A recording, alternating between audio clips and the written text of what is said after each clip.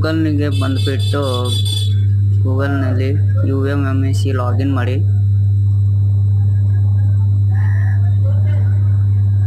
ಮಾಡಿದ ತಕ್ಷಣ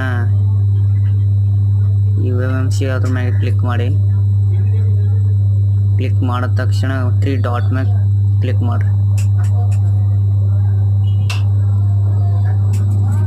ಲಾಗಿನ್ ಮ್ಯಾಗೆ ಕ್ಲಿಕ್ ಮಾಡಿದ ನಿಮ್ಮ ಯೂಸರ್ ID ಪಾಸ್ವರ್ಡನ್ನು ಹಾಕಿ.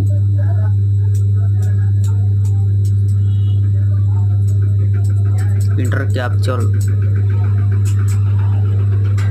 ಇದನ್ನು ಸೈಡ್ನಲ್ಲಿ ಕ್ಲಿಕ್ ಮಾಡಿ ಟೈಪ್ ಮಾಡಿ 89518.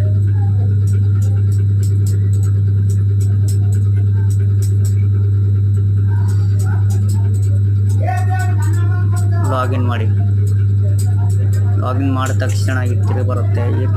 ಇಲ್ಲಿ ಸೈಡಿನಲ್ಲಿ 3 ಡಾಟ್ ಕಾಣ್ತಿಲ್ಲ ಅಂದರೆ ಯಾವುದಾದ್ರ ಮ್ಯಾಗೆ ಕ್ಲಿಕ್ ಮಾಡಿ. ಕ್ಲಿಕ್ ಮಾಡಿದ ತಕ್ಷಣ 3 ಡಾಟ್ ಕಾಣುತ್ತಿದೆ, ಅದರ ಮ್ಯಾಗೆ ಕ್ಲಿಕ್ ಮಾಡಿದ ತಕ್ಷಣ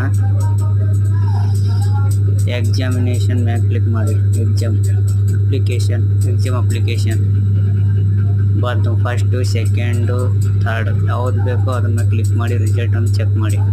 ಸೆಕೆಂಡ್ ಸೆಮ್ ರಿಸಲ್ಟ್ ನಂದು. ಆಮೇಲೆ ವ್ಯೂ ಮ್ಯಾಗೆ ಕ್ಲಿಕ್ ಮಾಡಿ.